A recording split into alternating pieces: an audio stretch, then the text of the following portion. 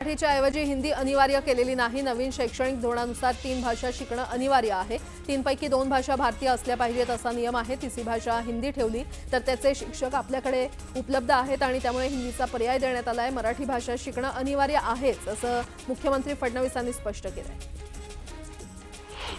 April May महिन्यात राज्याच्या काही भागात पाणी टंचाई निर्माण होते। टंचाईग्रस्त भागात पाणी पुरवठा करण्याचे आदेश जिल्हाधिकाऱ्यांना देण्यात आलेत। पाणी टंचाईचं संकट दूर करण्यासाठी प्रयत्न सुरू असल्याचं मुख्यमंत्र्यांनी स्पष्ट केलंय।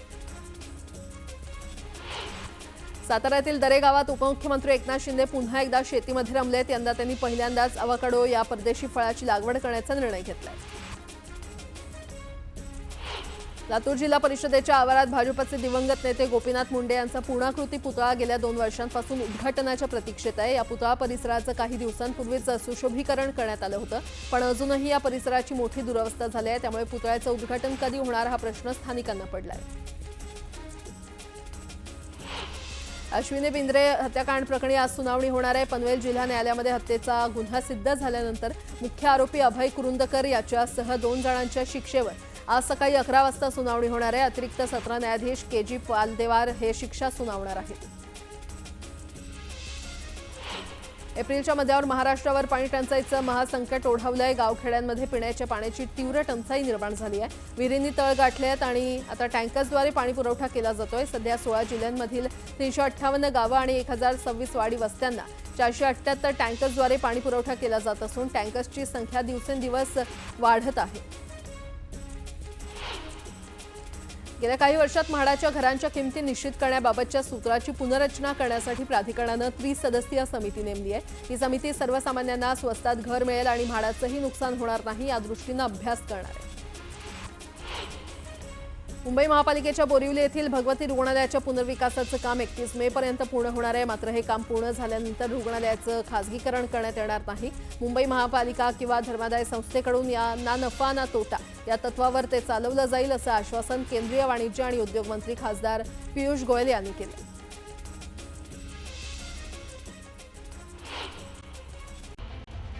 यूपीआय अथवा बँक खात्यातून टोल आपोआप वसूल करणारी हायब्रिड टोल यंत्रणेची चाचणी घेण्यात येणार आहे। दिल्ली मुंबई महामार्गावर या स्वयंचलित यंत्रणेच्या पहिल्या टप्प्यात अवलंब करण्यात येणार असल्याची माहिती सूत्रांनी दिली आहे। दरम्यान देशातील अन्य मार्गावर प्रचलित फास्टॅग प्रणालीद्वारे टोल वसुली कायम राहणार असल्याची माहिती भूपृष्ठ वाहतूक मंत्रालयातील सूत्रांनी दिली आहे।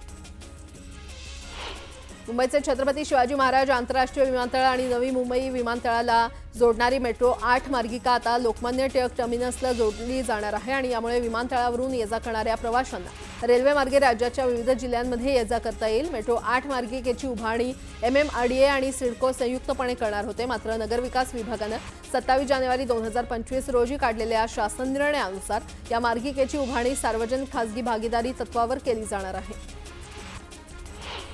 सोन्याच्या दरात विक्रमी वाढ झाली आहे। त्यानंतर देखील सोनं आणि चांदी खरेदीचा उत्साह कायम आहे। सोन्यातील गुंतवणूक सुरक्षित आणि हमखास परतावा देणारी ठरल्यानं खरेदीला पसंती दिली जाते। सुरक्षिततेच्या दृष्टीनं अनेक जण आपले खरे दागिने बँकांच्या लॉकर्समध्ये ठेवतात, त्यामुळे लॉकर्स सुद्धा त्याची मागणी वाढल्याचं दिसून येतंय। राज्य सरकारच्या 1 रुपयात पीक विमा योजनेला रायगड जिल्ह्यातील शेतकऱ्यांचा मोठा प्रतिसाद मिळतोय। मात्र अनेक कारणांमुळे शेतकऱ्यांना या योजनेचा अपेक्षित लाभ मिळत नाहीये। जिल्ह्यामध्ये 61,834 शेतकऱ्यांनी योजनेला प्रतिसाद दिला असला तरी प्रत्यक्ष 4,115 शेतकऱ्यांनाच याचा लाभ मिळालेला आहे। फेसबुक, इंस्टाग्राम आणि व्हॉट्सअॅपच्या माध्यमातून पाठवलेल्या प्रत्येक मेसेजवर सायबर क्राईमची विशेष नजर असते। त्यामुळे फेसबुक, इंस्टाग्राम, व्हॉट्सअॅप वापरताय तर तोल सावरा, अन्यथा गुन्हा दाखल होऊ शकतो असा सल्ला सायबर पोलिसांनी दिलाय। पुणे पालिकेला EWS आणि R7 अंतर्गत शहराच्या विविध भागात उपलब्ध झालेल्या 3,908 सदनिकांपैकी सुमारे 1,000 सदनिका धुळखात पडल्यात। त्यामुळे बऱ्याच घरांमधील नळ भाडं चोरीला गेलेले आहेत आणि याकडे पालिका लक्ष देणार का याकडे सगळ्यांचं लक्ष लागलंय। केंद्र शासनाच्या अमृत 2 योजनेअंतर्गत शहरातील 2 STP प्लांट पूर्णतः पाडून नव्यानं उभारण्यासह अत्याधुनिक तंत्रज्ञानाद्वारे 4 STPंची क्षमता वाढवण्यास मंजुरी मिळाली आहे। यासाठी 451 कोटींचा खर्च येणार आहे। उन्हाच्या कडाक्यानं शेतीच्या कामावर परिणाम झालाय। मावळ परिसरात रणरणत्या उन्हात काम करण्यासाठी मजूर मिळत नाहीयेत। जे मजूर काम करण्यासाठी येत आहेत त्यांना सुरक्षेची काळजी घेऊन उन्हात काम करावं लागतंय। रिक्षा चालकांप्रमाणेच कॅब चालक प्रादेशिक परिवहन विभागानं निर्धारित केलेल्या मीटरप्रमाणेच भाडे घेण्याचा ठराव भारतीय गिग कामगार मंचच्या बैठकीत घेण्यात आलाय। त्यानुसार ॲपवरून प्रवासी वाहतूक करणारे मीटरप्रमाणे भाडे घेण्यास सुरुवात करणार आहेत। भाज्यांचे आणि विशेषतः पालेभाज्यांचे दर कडाडले आहेत। अनेक भागात मेथीची जुडी 25 रुपये, पालक आणि कोथिंबीरची जुडी 20 रुपयांपर्यंत गेली आहे, तर लिंबू, काकडी, कैरी आणि अन्य फळभाज्या देखील त्यांच्यामध्ये तेजी असल्याचं समोर आलंय। भारतरत्न डॉक्टर बाबासाहेब आंबेडकर यांच्या 134व्या जयंतीनिमित्त सोलापुरात भव्य सोहळ्याचं आयोजन करण्यात आलं। यावेळी भीमसैनिकांचा उत्साह शिगेला पोहोचला होता। यावेळी काढण्यात आलेल्या मिरवणुकीची दृश्य ड्रोनच्या माध्यमातून टिपण्यात आली आहेत।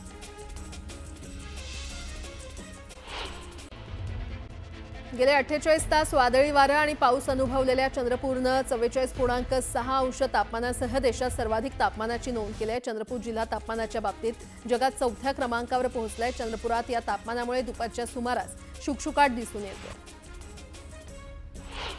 इयत्ता पहिलीपासून हिंदी भाषा सक्तीची करण्याच्या निर्णयाला राज्य सरकारच्या भाषा सल्लागार समितीनं कडाडून विरोध केलाय।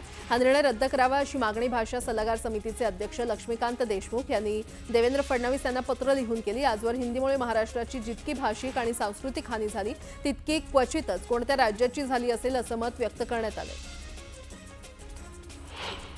विलेपार्ले येथे बुधवारी पालिकेनं मुजोरपणे पार्श्वनाथ दिगंबर जैन मंदिर पाडल्यानं प्रचंड संताप व्यक्त होतोय आणि याच ठिकाणी आम्ही नव्यानं मंदिर बांधणार असल्याचा निर्धार जैन बांधवांनी व्यक्त केला। शिक्षण हक्क कायद्याअंतर्गत सामाजिक आणि आर्थिकदृष्ट्या दुर्बल कुटुंबातील विद्यार्थ्यांकरता 25% आरक्षित जागांवरील प्रवेश प्रक्रियेमध्ये सुधारणा करण्यात येणार आहे। सुधारित नियम तयार करण्याकरता समिती स्थापन करण्यात आली आहे। या समितीसमोर पालकांना आपल्या सूचना मांडता येतील। 25 एप्रिलपर्यंत या सूचना स्वीकारण्यात येणार आहेत। 25% आरक्षित जागांवरील प्रवेश प्रक्रियेमध्ये सध्या अनेक त्रुटी आहेत। पाण्याच्या दुर्भिक्षासह उन्हाचा चटका चांगलाच वाढल्यानं त्याचा परिणाम फळभाज्यांच्या उत्पादनावर झालाय। उत्पादन अभावी राज्यासह परराज्यातून या फळभाज्यांची आवक रोडावलेली आहे। आवकच्या तुलनेमध्ये मागणी जास्त असल्यामुळे काकडी, फ्लावर, ढोबळी मिरची, गाजर आणि घेवड्याच्या भावात 10 ते 20% वाढ झाली आहे।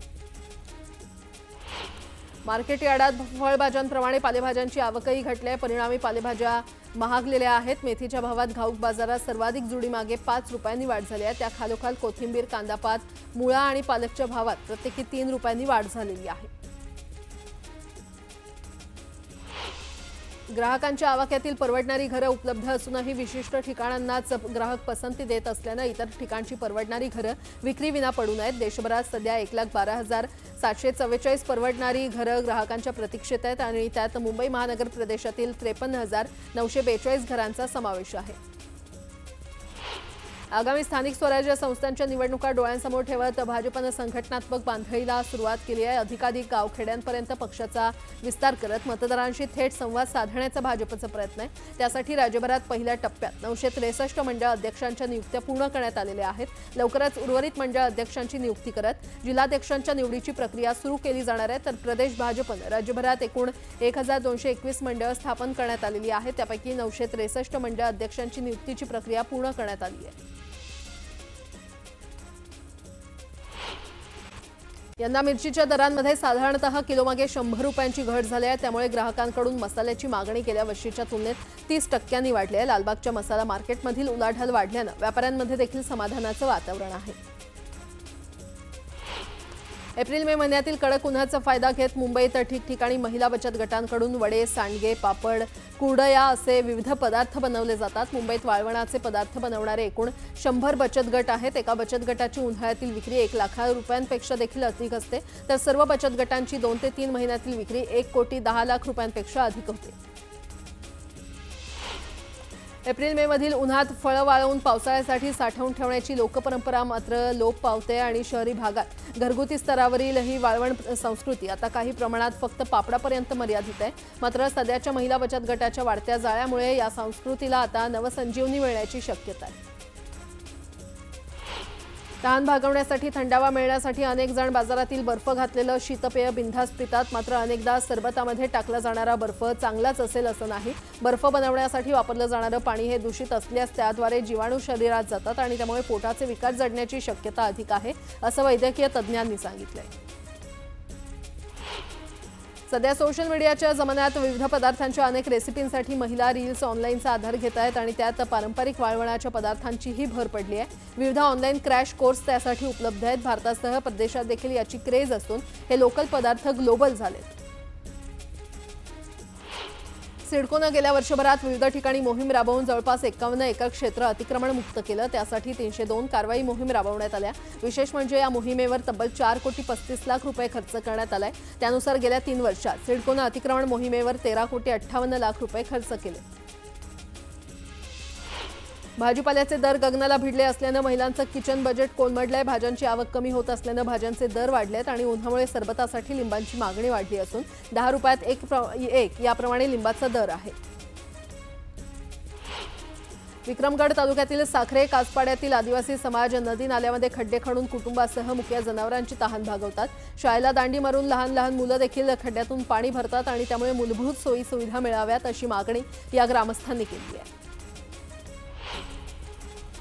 मुंबई महापालिकेतर्फे पूर्व उपनगरातील मुलुंड येथे लवकरच एक पक्षीगृह उभारण्यात येणार असून त्याकरता आरक्षण बदलाच्या प्रस्तावाला नुकतीच राज्य सरकारनं मंजुरी दिली आहे। मुलुंडच्या या नियोजित उद्यानात 18 दुर्मिळ प्रजातींसह 206 प्रजातींचे पक्षी ठेवण्यात येणार असून या पक्षी उद्यानाच्या कामाचा मार्ग मोकळा झालाय। राज्य परिवहन एसटी महामंडळातील 87,000 कर्मचारी आणि अधिकारी यांच्या पगारातून कपात केलेली 1,240 कोटी रुपयांची रक्कम एसटीनं भविष्य निर्वाह निधी ट्रस्टमध्ये भरली आहे आणि त्यामुळे गुंतवणुकीवरील सुमारे 100 कोटी रुपये इतकी व्याजाची रक्कम बुडाल्याची माहिती महाराष्ट्र एसटी कर्मचारी काँग्रेसनं दिली आहे। मध्य रेल्वेवरील छत्रपती शिवाजी महाराज टर्मिनसवरील फलाटांच्या विस्तारीकरणाचं काम सुरू असून त्यामुळे कोकणातून मुंबईकडे येणारी रेल्वेगाडी सीएसएमटी ऐवजी ठाण्यापर्यंत धावणार आहे। मंगळुरू ते मुंबई सीएसएमटी एक्सप्रेस ठाण्यापर्यंत चालवून अंशतः रद्द केली जाईल। तसंच कोकणातून मुंबईच्या दिशेनं जाणाऱ्या जनशताब्दी आणि तेजस एक्सप्रेस सीएसएमटी ऐवजी दादरपर्यंत धावणार आहेत। संजय गांधी राष्ट्रीय उद्यानातील बंद पडलेली मिनी ट्रेन लवकरच सुरू होणार आहे अशी घोषणा पियुष गोयल यांनी केली आहे। वर्षभरापूर्वी सुरू झालेल्या मिनी ट्रेनचं काम पूर्ण होऊन 2 महिन्यात मिनी ट्रेन धावू लागणार आहे। राज्यातील स्थानिक स्वराज्य संस्थांच्या शाळा तसंच खासगी अनुदानित शाळांच्या परीक्षा सुरू असताना शिक्षण विभागानं शाळांच्या जिओ टॅगिंगचं काम सुरू केलंय। जिओ टॅगिंगसाठी तयार केलेल्या महास्कूल ॲपमध्ये माहिती भरण्याचा नवा ताप शिक्षकांना आता सहन करावा लागतोय। विदर्भ आणि मराठवाड्यासह राज्यातील बहुतांश भागात वाढत्या उन्हानं जीवाची काहिली झाली आहे। गेल्या 3 दिवसातच पाऱ्यानं 40हून 45 अंशांवर मजल मारली आहे। छत्रपती शिवाजी महाराज आंतरराष्ट्रीय विमानतळावरील धावपट्ट्या पावसाळ्यापूर्वी देखभाल दुरुस्तीसाठी बंद करण्यात येणार आहेत। ही धावपट्टी 8 मे रोजी सकाळी 11 ते संध्याकाळी 5 वाजेपर्यंत बंद असेल आणि त्यामुळे या वेळेमध्ये प्रवाशांचा विमान प्रवास होणार नाहीये। पुण्यातील डेक्कन जिमखाना परिसरातील बाबा भिडे पूल वाहतुकीसाठी सोमवारपासून बंद करण्यात येणार आहे। मेट्रो स्थानकाला जोडणाऱ्या पुलाच्या कामानिमित्त 1.5 महिने या पुलावरील वाहतूक बंद ठेवण्यात येणार आहे। या भागातील वाहतूक पर्यायी मार्गाने वळवण्यात येणार आहे। राज्यभरातील गुणवत्तापूर्ण शिक्षकांचा सन्मान करून त्यांना प्रोत्साहन देण्यासाठी राज्याच्या शालेय शिक्षण विभागानं आयडॉल शिक्षक आणि आयडॉल शाळांची निवड करण्याचा निर्णय घेतलाय। आयडियल शाळांची बँक करण्यात येणार असून आयडॉल शिक्षक आणि शाळांना शिक्षण विभागाच्या कामकाजात सहभागी करून घेतलं जाणार आहे। जागतिक तापमानवाढीमुळे अंटार्क्टिका आणि एव्हरेस्टवरील बर्फ वितळतोय आणि त्यामुळे तिथे खूप वर्षांपासून गोठलेल्या अवस्थेत असलेले अनेक जीवाणू आणि विषाणू बाहेर पडणार आहेत। हे जीवाणू आणि विषाणू प्राणी अथवा मनुष्याच्या संपर्कात येऊन जगभरात रोगाच्या नवीन साथी येणार असा धोक्याचा इशारा राष्ट्रीय विषाणू विज्ञान संस्था संचालकांनी दिलाय। मुंबईच्या सायन पुलाच्या पुनर्बांधणीच्या कामातील एक महत्त्वाचा टप्पा रविवारी पार पडला। 5 तासांच्या विशेष रेल्वे ब्लॉकमध्ये पुलाचा 7वा आणि शेवटचा गडर यशस्वीरित्या काढला। या पुलाच्या पाडकामासाठी सीएसएमटी आणि विद्याविहार स्टेशन दरम्यान ब्लॉक घेतला होता। बुलढाण्यात अजूनही 4 महिने उलटल्यानंतरही केस गळती सुरूच आहे। शेगाव तालुक्यानंतर आता मेहकर तालुक्यात देखील टक्कलचा रुग्ण आढळलेला आहे। आरोग्य पथकाकडून 245 घरांचं सर्वेक्षण करण्यात आलं असून 1150 नागरिकांची तपासणी करण्यात आली आहे। जळगावात एका लेखापालाची सुमारे 30,000 रुपये किमतीची दुचाकी चोरट्यानं लंपास केली आहे। मोटारसायकल चोरताना चोरटा सीसीटीव्हीमध्ये कैद झालाय। या प्रकरणी पोलिसात गुन्हा दाखल करण्यात आलाय। छत्रपती संभाजीनगरमध्ये जिल्ह्यात गेल्या आठवड्यात उन्हाचा कडाका चांगलाच वाढला होता। आता देखील पुढील 10 दिवसात उन्हाचा पारा चढणार असून कमाल तापमान 44 अंशांपर्यंत जाण्याची शक्यता हवामान खात्यानं वर्तवली आहे। पैठण छत्रपती संभाजीनगर महामार्गावर भीषण अपघात झाला। रस्ता ओलांडणाऱ्या महिलेला चारचाकी वाहनानं उडवलं। अपघाताचा हा थरार सीसीटीव्ही कॅमेऱ्यामध्ये कैद झालाय। ठाणे जिल्ह्यातील औद्योगिक क्षेत्रामध्ये जल आणि वायू प्रदूषणात वाढ झाली आहे। जवळपास 1880 कारखान्यांमुळे निष्पापांचे जीव गेलेत। मात्र सरकारचं बोटचेपेपणाच्या धोरणामुळे नागरिक संतप्त झालेत। केंद्र आणि राज्य सरकारनं दिव्यांगांसाठी अनेक कायदे आणि नियम केलेले आहेत, मात्र शासकीय पातळीवर त्याची अंमलबजावणी होत नाही अशी खंत मुख्यमंत्री फडणवीसांनी व्यक्त केली आहे। शासकीय यंत्रणांनी कायदा पाळावा, यासाठी कारभारात सुगमता आणण्याची आवश्यकता असून त्या दृष्टीनं राज्य सरकारनं प्रयत्न सुरू केले आहेत असं फडणवीस म्हटले। पालिकेच्या न्याय रुग्णालयामध्ये दाखल केलेल्या रुग्णाचा मृत्यू डॉक्टरांच्या हलगर्जीपणामुळे झाल्याचा आरोप त्याच्या नातेवाईकांनी केला। या संदर्भात आगरीपाडा पोलीस ठाण्यात तक्रार दाखल करण्यात आली आहे। मात्र रुग्णालय प्रशासन अथवा डॉक्टरांकडून कोणत्याही प्रकारचा हलगर्जीपणा झालेला नाही। सर्व तपासणी अथवा चौकशीसाठी रुग्णालय प्रशासन तयार असल्याचं रुग्णालयाचे अधिष्ठाता डॉक्टर शैलेश मोहिते यांनी सांगितले। सातारा शहरासह जिल्ह्यात दिवसेंदिवस तापमानात वाढ होत असल्यानं नागरिकांच्या अंगाची लाहीलाही होते। उष्णतेच्या लाटेमुळे दैनंदिन व्यवहारावर देखील परिणाम दिसून येतोय। रविवारी साताऱ्याचं कमाल तापमान हे 40 अंशांवर तर थंड हवेचं ठिकाण समजल्या जाणाऱ्या महाबळेश्वरचं कमाल तापमान 32.5 अंशांवर होतं। रविवारी कमीत कमी 900 रुपयांपासून ते 1400 रुपयांपर्यंत सरासरी दर कांद्याला मिळालेला आहे, तर जवळपास 19,280 क्विंटल कांद्याची आवक झाली आहे। या सर्वाधिक आवकही पुणे बाजारात लोकल कांद्याची 13,000 क्विंटलची झाली।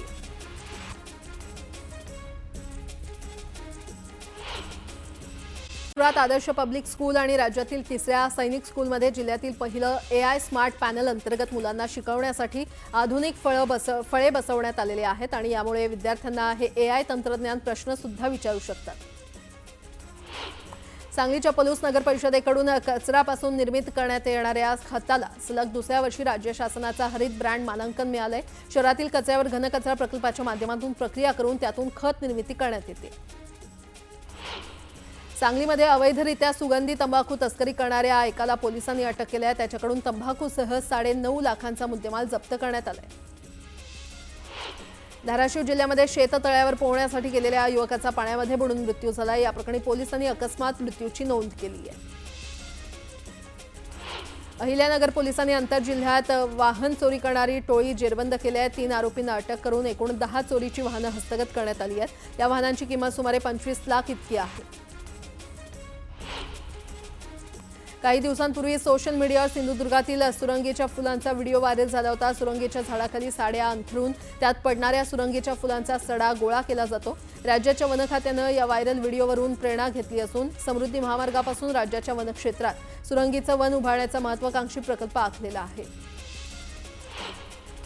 जर आमच्या मागण्या 3 महिन्यात पूर्ण झाल्या नाहीत तर अनिश्चित काळासाठी देशव्यापी संप पुकारला जाईल असा इशारा LPG वितरण संघटनेनं दिलेला आहे। LPG वितरकांना सध्या दिलं जाणारं कमिशन खूपच कमी आहे।